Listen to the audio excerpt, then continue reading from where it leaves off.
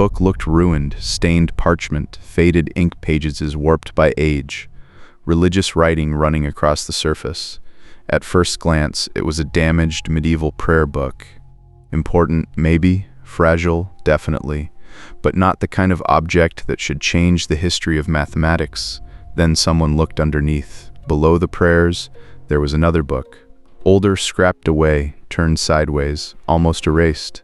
And hidden inside that damaged prayer book were works of Archimedes, including texts that had survived nowhere else in the same way. That is the strange power of the Archimedes Palimpsest.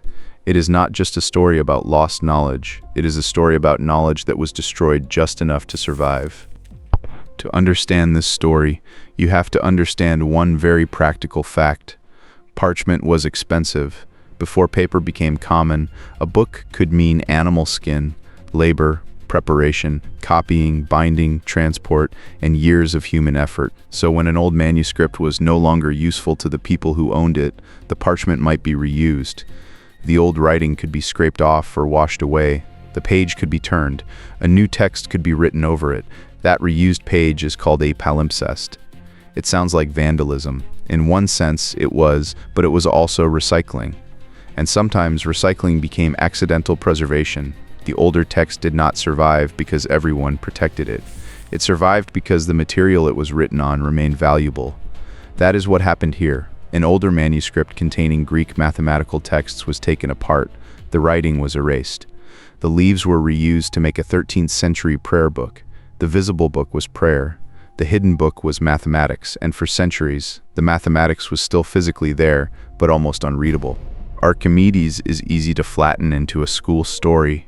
A man in a bath, a shout of eureka, a few famous inventions, but Archimedes was much larger than the myth. He was one of the most powerful mathematical minds of the ancient world. He worked on geometry, spirals, centers of gravity, floating bodies, measurement, and mechanical reasoning. He did not just solve problems, he developed ways of thinking through them. That matters because ancient knowledge did not survive automatically, it survived through copying. One manuscript copied into another, one library preserving a text long enough for another scholar to copy it again. One chain of attention stretching across centuries break the chain, and a work can vanish not because it was disproven, not because it was unimportant, simply because nobody copied it at the right time.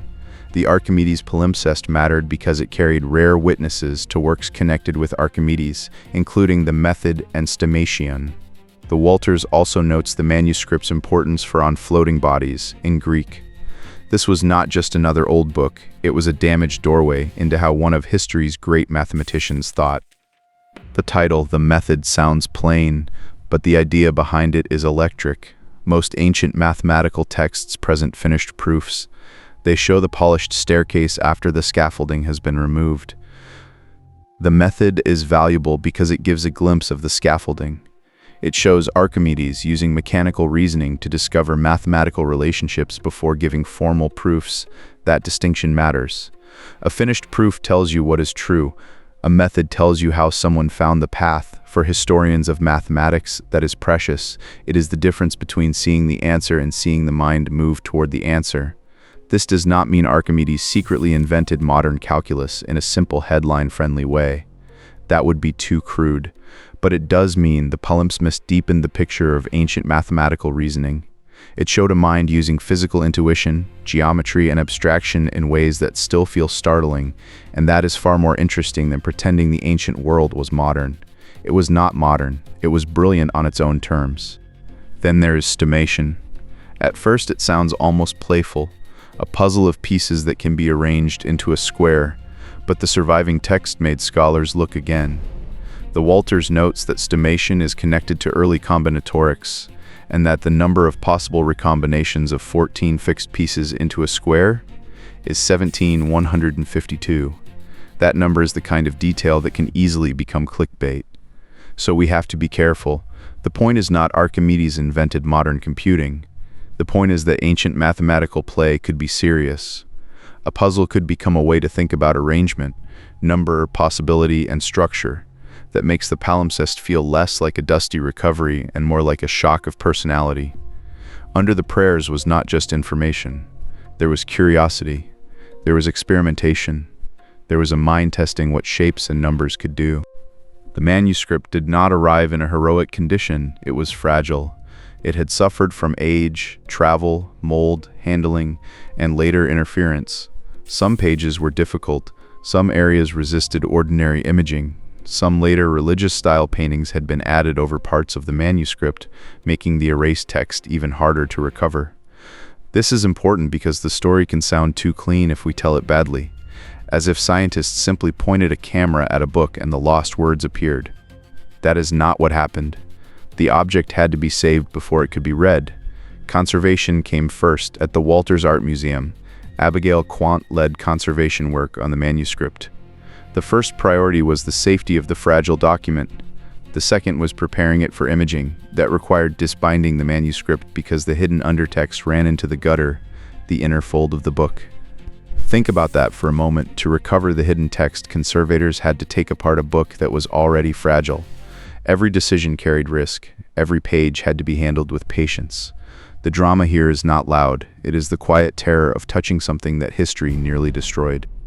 The modern turning point came in 1998, when the manuscript was sold at auction to a private collector. This part of the story is uncomfortable, and it should be.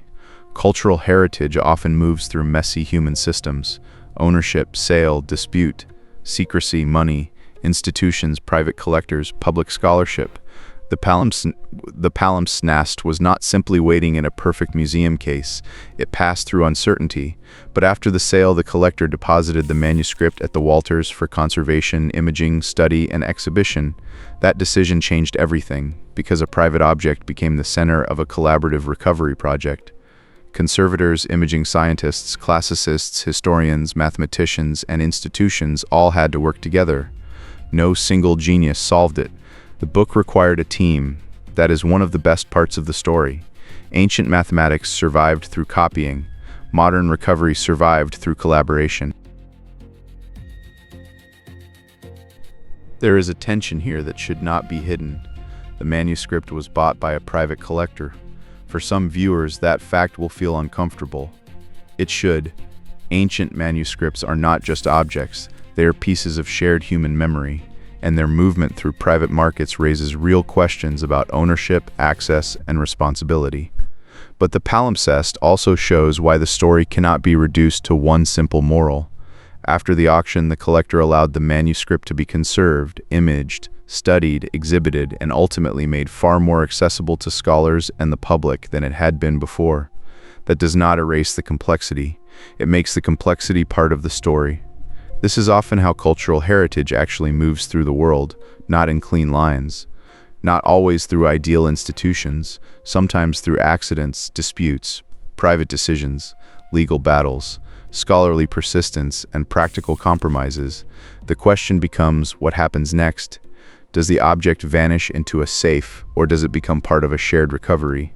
In this case, the second path opened, and because of that, a damaged prayer book became a public archive of hidden mathematics.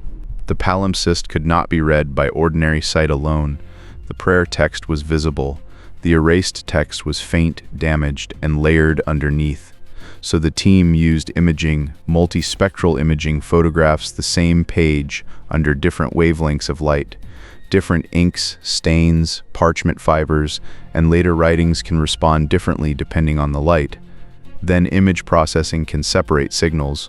One layer becomes quieter. Another becomes clearer. It is not magic, it is evidence recovery, and that distinction matters. Magic makes the past feel passive, like secrets simply reveal themselves when technology arrives. Evidence recovery is harder. It means understanding the material, choosing methods, testing results, comparing readings, and letting scholars interpret letters that may still be incomplete. The imaging did not replace scholarship, it gave scholarship something to read. Some parts of the manuscript remained stubborn. The official project notes that the main imaging procedure recovered much of the text, but some areas, especially under forged pages and difficult sections, resisted. That is where X-ray fluorescence became important. The basic idea is that an X-ray beam can excite elements in the material, and those elements emit signals that can be mapped. If the ink contains elements that respond differently from the parchment or later layers, a hidden text can become visible in a new way. Again, not magic, physics, patience. A page scanned point by point, a ghost of ink rebuilt through data. This is one of the most cinematic parts of the episode because the image should not feel like a fake glow effect. It should feel like a forensic reconstruction, letter by letter, trace by trace, the hidden layer returning not because someone guessed, but because the material still carried a chemical memory of writing. It is easy to make the scanner the hero. The machine lights up the page. The hidden text appears, the mystery is solved. But that version skips half the work. After imaging comes reading. Someone has to decide whether a faint mark is a letter, a stain, a fold, or damage. Someone has to compare the recovered Greek with earlier transcriptions and known works. Someone has to fill gaps carefully without inventing certainty. Someone has to know when a reading is strong, when it is probable, and when it is only possible. That kind of scholarship is slow. It is also deeply human because the Palimpsest did not return as a clean printed book. It returned as fragments of visibility, lines crossing other lines, letters interrupted by prayers, words bent through page folds, ink ghosts competing with mold, dirt, and later images. The recovery was not one dramatic reveal. It was thousands of small judgments. That is why this episode should avoid the simple fantasy that technology alone resurrects the past. Technology opened the door, scholars still had to walk through it carefully. The recovery did not turn the Palimpsest into a perfect book. It turned it into a readable witness. That is different. Scholars still had to transcribe, compare, interpret, and argue, but the project revealed enough to reshape understanding of the texts inside. The official project emphasizes the importance of the method and Stomachion. The Walters exhibition material also highlights the Greek text of On Floating Bodies. Those titles matter because they are not merely old math. They are pieces of a lost intellectual ecosystem. They show what ancient scholars copied, what medieval scribes reused, what modern conservators saved, what imaging scientists made visible, what historians could finally study again. The Palimpsest is not one discovery, it is a chain of recoveries. The most haunting thing about the Archimedes Palimpsest is that every stage of damage also became part of the survival. If the older manuscript had not existed, there would be nothing to recover. If the parchment had not been valuable, it might have been discarded. If it had not been reused as a prayer book, the pages might not have survived in that form. If the book had not been preserved, sold, conserved, and imaged, the erased text might have remained unreadable. It is a story where destruction and preservation are tangled together. The monk who reused the parchment was not trying to save Archimedes. The prayer book was not designed as a time capsule. The mold did not care about mathematics. The later paintings did not help the scholars, and yet somehow the book carried the undertext forward. Not cleanly, not kindly, but enough. That is why the Palimpsest feels almost alive as an object. It survived in contradiction. It was erased and preserved, damaged and protected, hidden and waiting. One reason the Palimpsest is so visually powerful is that a single page contains conflict. The prayer text is not simply sitting above the older text, it interrupts it, it crosses it, it competes with it. The page becomes a battlefield of centuries. Medieval devotion over ancient mathematics, damage over ink, gory over scholarship, modern light over ordinary sight, and no layer is imaginary. Each layer belongs to real people with real motives.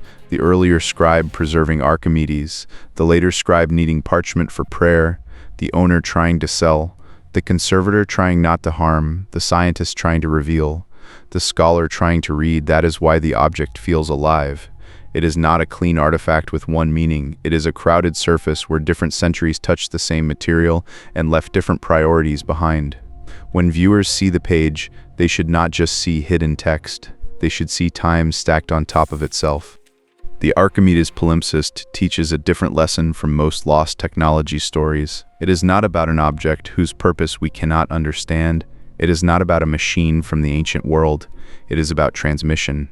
Knowledge is physical. It needs surfaces, ink, parchment. Shelves, copists, conservators, chimeras. Data's vases, readers. If any link in the chain breaks, the idea can vanish from the record.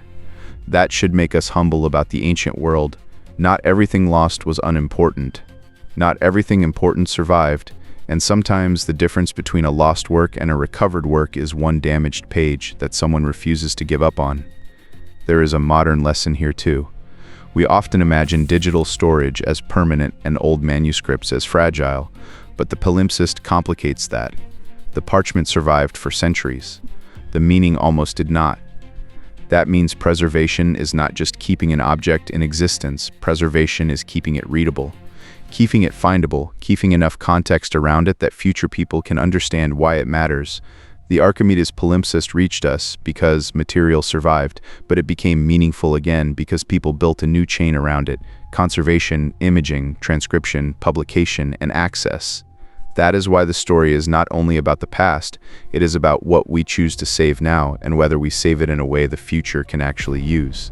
The prayer book did not just hide Archimedes, it changed the way Archimedes reached us.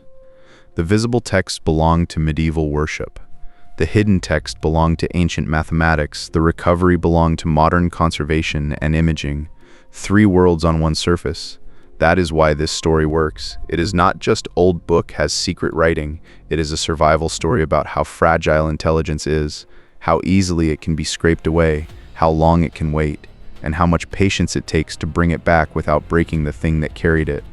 The lost mathematics was not gone in a simple way. It was there, under the prayers, under the damage, under the silence, waiting for someone to ask the page the right question. If you want another ancient object where modern science revealed what the eye could not explain, watch the Lycurgus cup. Next one story hides mathematics under prayer.